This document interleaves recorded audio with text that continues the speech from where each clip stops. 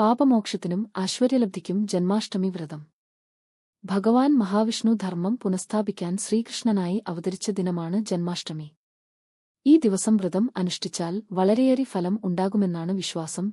ലോകത്തിലെ നന്മയ്ക്ക് അപജയം സംഭവിച്ചപ്പോൾ ധർമ്മം പുനഃസ്ഥാപിക്കാൻ മഹാവിഷ്ണു സാക്ഷാൽ ശ്രീകൃഷ്ണനായി അവതരിച്ച ദിനമാണ് ജന്മാഷ്ടമി.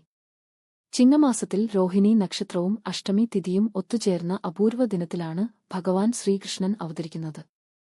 വ്രതാനുഷ്ഠാനം ഇങ്ങനെ.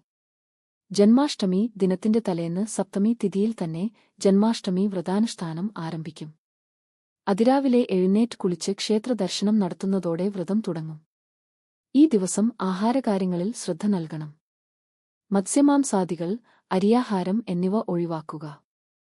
പാൽ, പഴവർഗ്ഗങ്ങൾ തുടങ്ങിയവ ഭക്ഷണത്തിൽ ഉൾപ്പെടുത്തുന്നതാണ് ഉചിതം. രാവിലെയും വൈകുന്നേരവും ക്ഷേത്രദർശനം നടത്തണം.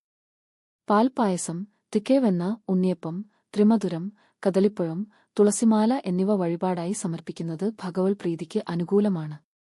കൂടാതെ ഭാഗ്യസൂക്ത അർച്ചന, രാജഗോപാല മന്ത്രാർച്ചന, വിഷ്ണുസഹസ്രനാമ അർച്ചന, സന്താനഗോപാല മന്ത്രാർച്ചന എന്നിവ വഴിപാടായി കഴിക്കുന്നതും ഉത്തമമാണ്.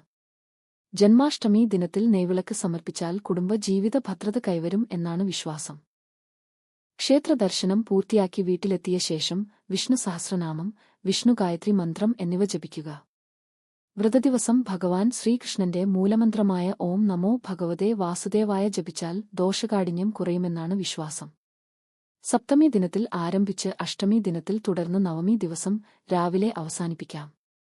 നവമി ദിവസം പുലർച്ചെ കുളിച്ച് ക്ഷേത്രദർശനം നടത്തി തുളസി തീർത്ഥം സേവിച്ച ശേഷം മാത്രമേ വ്രതം അവസാനിപ്പിക്കാവൂ.